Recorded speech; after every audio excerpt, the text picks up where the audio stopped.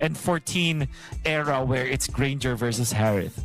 Yeah, Marcel and Granger, as already proven by Onyx and Aurora, are a devastating combination to go up against at any point of the game. Let's see how it plays out in this game number 2.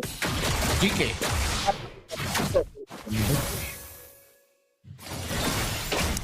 You know what, Renmar, the manner of which they picked the Vexana as was the Granger.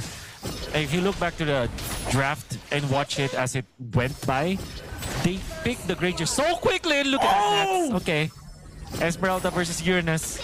This is his time. You know, season 9 and back in season 7, there's so many times that there's so many games replaying in my head right now where he is the Esmeralda up against the Uranus and he wins it all the time.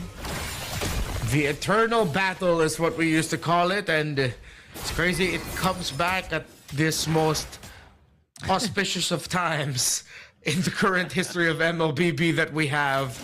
When all else fails, you just fall back onto those two to duke it out over and over again. Shark gets spotted out. Great taunt to keep himself alive just long enough. They could have completed that chase and finished him off, but his own taunt saving him. He did have to burn the flicker, though, to survive. Yeah. Gonna be in the middle. Nolan. Zeno, look at this rotation coming out from Zeno. It's not level 4 because of that.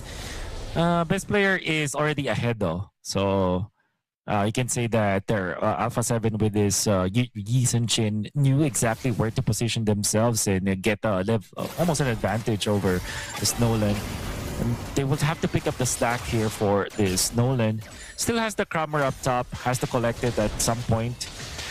And however, it's way too far from the neutral objective that's upcoming, the first turtle. So maybe Geekay Esports will not be equipped to deal with this.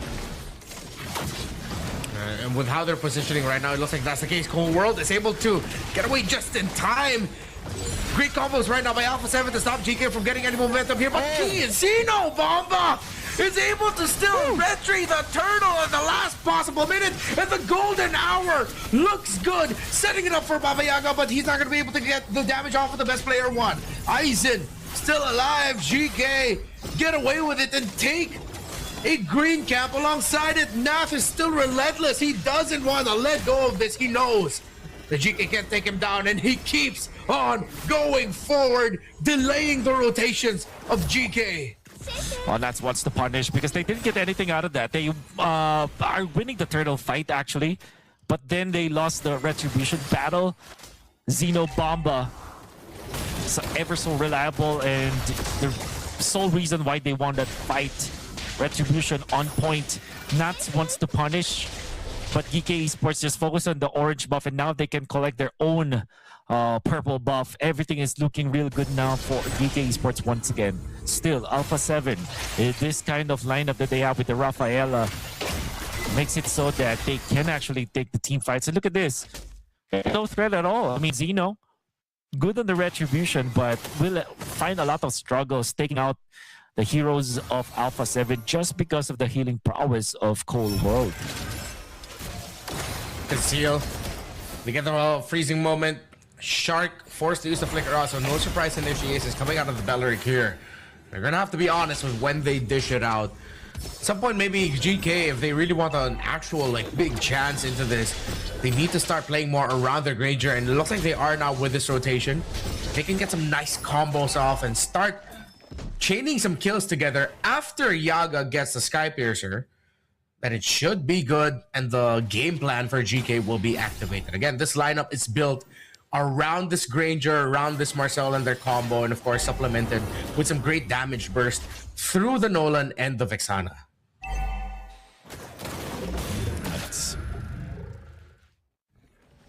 Okay, we're looking at some adjustments here, like the conceal play that they want to really force out Koano, and that's the flicker committed by the Vexana. Although for exchange, Eternal Guard for Shark, the backline that's going to be Aizen has to flicker out because the Zaman Force was activated. They're out of the zone, but look at that slow trickle down damage coming up from that to take out Zeno with that flicker, but that will be an exchange. A 1-for-1 will favor Alpha7 because of the retribution, but of course, the resurrection. That allows Alpha7 to now have the advantage. And it is here now for Alpha. Their best chance of being able to take the turtle, and they do. Aizen trying to deal as much damage as he could before he goes down. Yaga not going to be able to get any kills or a lot of damage. Gia decides to flicker as the Zombie Force. The Granger is underneath it all, and Yaga gets punished. Alpha7 is locked in and woken up, and they are feeling good at the start of this game number 2. They have a lead over GK. The reason why they won was because of that concealed play coming up from Shark for prompting the flicker onto Hwanok. And the golden hour that, in theory, could be good because it isolated the members of Alpha7. They want to go for one quick elimination, but it wasn't enough because, again, Cold World, as long as he does not get caught into the golden hour, it's going to be okay. And even then, there's really not much that the Geekay Esports are finding. As good as their coordination was in game number 1, this time Alpha7 are repaying in kind. They are the ones who have a much better grasp of the team fights. At the same time, we were doubting it, but then they're making it work. The condition was, as long as it's the Harris paired up with that Rafaela, and it does look good. Let them cook, and they are cooking real good right now. Alpha7 are feasting on GK, but it just will take a moment, frozen in time, a snapshot. Maybe a couple of good ones over and over again just so that GK can turn it around. But once the Uranus falls, then it all falls down. Too much pressure onto the Marcel. They're not going to be able to hold this formation. What a pick off by Alpha7, and they're going to continue it under this tower. Yaga and Shen, supported by Kwanok in the bush, and they're able to hold on. Shen still able to get a kill onto Cold World. That's an outplay by GK. They get the freeze moment onto their golden hour, onto the Esmeralda, but of course, Nafs gets away. There's so many missed spells in the tail end of that one. They did, however, properly punish Cold World out there, but unfortunately, the Eternal Guard does not land properly. Retribution, Baba Yaga actually wins it. It's gonna be the turtle. That is the gold laner to secure that kill, the turtle take. Wow, Zeno Bomba, ever so brave. Look at that. Jumping in front of Alpha7. Well, they do understand that there is a little bit of advantage that they have, but you gotta be careful out there if you're playing like that as the assassin. Still, though, Alpha7 have a very small lead. This could be anyone's game. In terms of the towers, GK have yet to break one, though, and that's what they're trying to find right now. An opening. A pick-off. One kill. To make it a little bit easier for them to open the map while they're going to be trading for their first tower. They're probably going to lose their second, but that needs to start from something. And here comes Shen entering golden hour. Oh, but they brought down the Guardian a little bit too early. Couldn't capitalize on the damage, but the presence is there. They could have waited a little bit longer to bring it down. It does not freeze the animation of the Eternal Guard going down. It does not stop. Ooh. A little bit of a quiet there for Team Spot. Nolan wants to take a piece out of best player, but best player is seems like he's fairly healthy out there, and they have no signs of the other members of Alpha7. They now find out that there is a big formation of Alpha7 members here in the right side of the river, but for now they're gonna be fine just clearing out their own side of the jungle, getting the purple buff for the Nolan.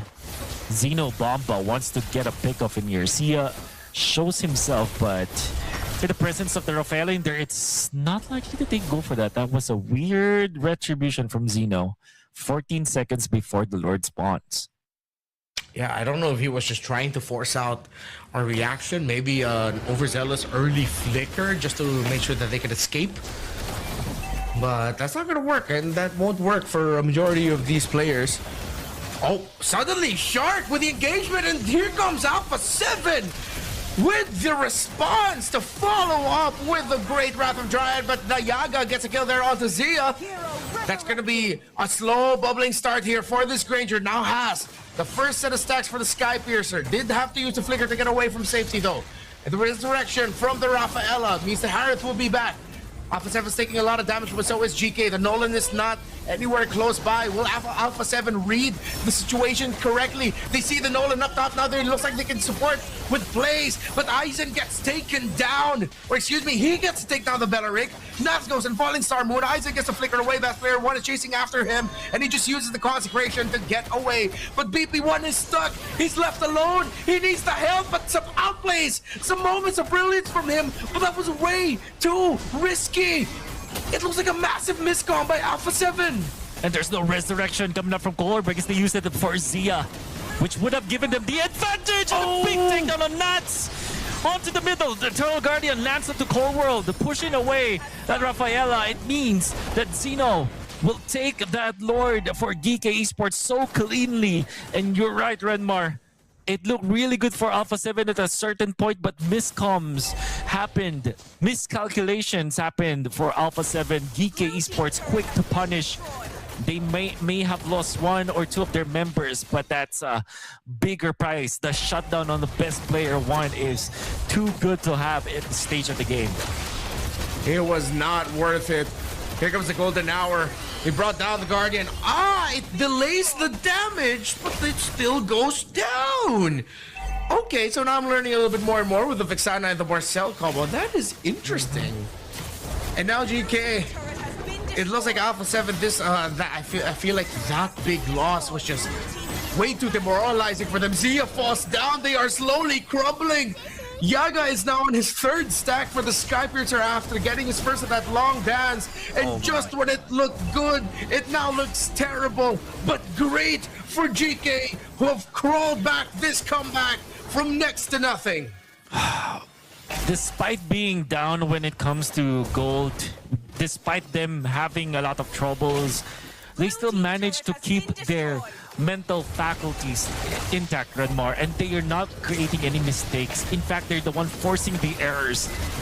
Papa Yaga now prepping up for this one after the golden hour.